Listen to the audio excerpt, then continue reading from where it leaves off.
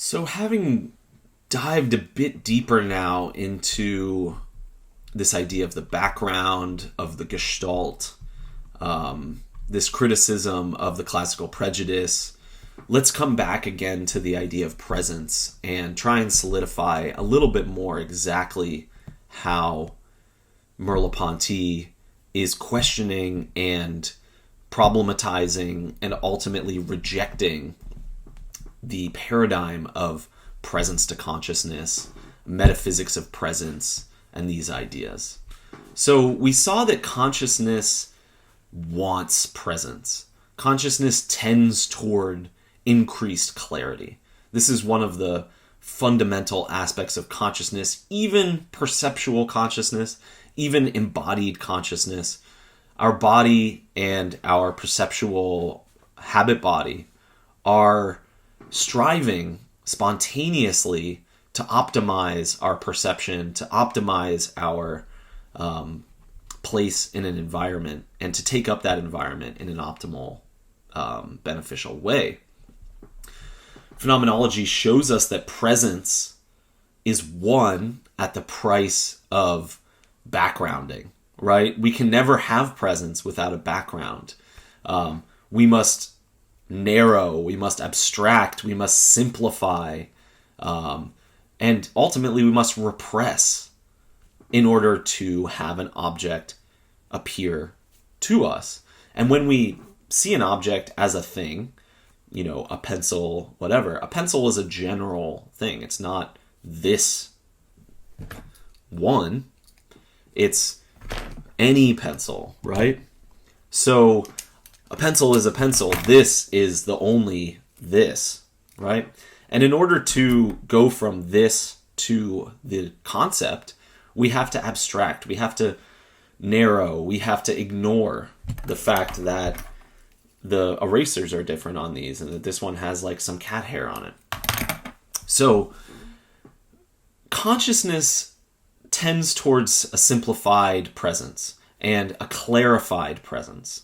And Gestalt theory provides an initial but incomplete critique of consciousness and the way that those very structures of consciousness that it discovers affect the way that our theories are constructed, right? So if we discover the fact that consciousness wants presence, then we should look back at the theories that we've created in Gestalt psychology and say, how does this tendency of consciousness shape the very theory of Gestalt psychology? So when we see that the background is an inexhaustible plenitude, it's not things, it's not a totality of things, it's a web of interrelatedness in which there is an inexhaustive or an excessive interpretable potential, right? There is an infinite number of perspectives we can take on a certain milieu, and there are an infinite number of intentional structures and attitudes that we can take in each of those perspectives and opening up new perspectives. So all of this necessarily is pushed to the side when we focus on an object. All of that excessive interpretable potential needs to be kind of pushed to the side in our daily projects. So when we take up a situation and the world is oriented from that, and when we take up a perspective, necessarily there are horizons to that perspective, and the majority of those horizons are graded as irrelevant to the project we are doing, and therefore fade into irrelevance and don't have valence for our consciousness. They don't become objects of concentration. They don't become figures. We are fixated on certain figures, centration in the term of Piaget, and everything else is kind of repressed, right? Everything else is held back, held at bay, not paid attention to. So again, we're not attempting to dissolve our situatedness. We are not seeking to gain a view from nowhere. This is what Merleau-Ponty calls a pensée de survol, a view from above. You could call it high altitude thinking, thinking from the sky, right? Thinking from above. We're not trying to get a view from nowhere. We're not trying to get a architect's view of the house. We're not trying to eliminate perspective.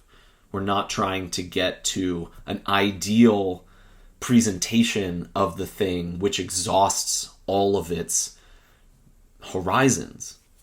We are trying to find nature as a way of being oriented, as a way of having a perspective, as a way of enveloping perspectives, and as a way of being an inexhaustible ensemble of relationships, of interpenetrating gestalts, transitions from one gestalt to a next, modulations from gestalts, mutually implied but divergent perspectives within a milieu, right? A milieu is composed of different divergent perspectives in the same way an intersubjective space is made up of different perspectives of different consciousnesses.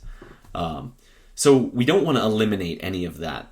The goal is to preserve that. So we're not moving to a pensée de survol. We're not looking for a top-down view from nowhere. Nature is an intertwining of horizons which makes presence and absence exist together. So consciousness is always going to struggle to get at this reality, and it has a hard time accepting it, especially thetic consciousness. And, European psychology and philosophy have tended to privilege thetic consciousness. They have taken thetic consciousness as the main paradigm. They want everything to be put into words and concepts and language which speaks directly about things, things that are present or absent, things that exist or don't exist, but not both, not the excluded middle. So consciousness is always going to struggle to get at things that aren't just present, right? The subtle and ambiguous nature of our lived embodiment is actually the primary mode of being that we're most familiar with, so familiar with that we ignore it and that we repress it for the most part. But it cannot be put into words, at least not very easily or not directly. Maybe metaphor, poetry, things like that get us there, but not concepts, not direct language, right? So we live in this ambiguity, this subtle mode of being in the world and of having a sense of the world and of understanding the context of our world.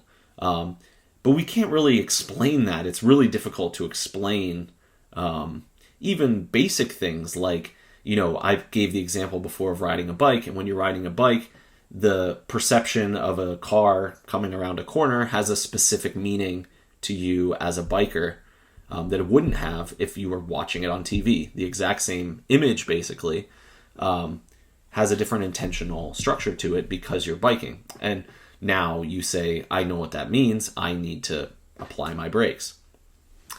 But that doesn't actually get at the entire context of the experience and the lived sense of that experience as something, as a project that we're embodying. It's very difficult to reduce to words the background context of meaning of our experiences. And we'll get into more examples of this. But language in general is tethered to history. One must appeal to a historical sensibility and the styles acceptable in a time, right? We use idioms, we use analogies, metaphors that are pertinent today, and we reject analogies and metaphors of prior times because they're hurtful to people or they're marginalizing or things like that. So there are historical, evolutions and institutions of style within language, temporally,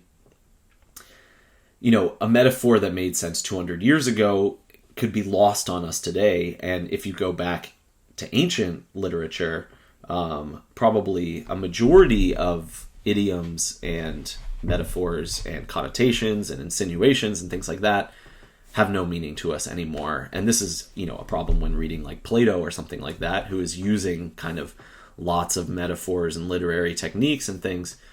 The majority of it is lost on us. So a linguistic community has a temporal epoch nature to it. It institutes new sense and loses old sense. It upends old institutions. And each community has countless particular norms of its own. So a single act of speech is never perfectly, uniquely capable of expressing a phenomenon. Each moment is unique, and language deals with general types which are not unique. They're general. So this is a problem that Bergson talks about a lot, but the particularity of our life, the concrete singularity of each moment, the contingency of each moment, is necessarily going to be lost to some degree by language which generalizes.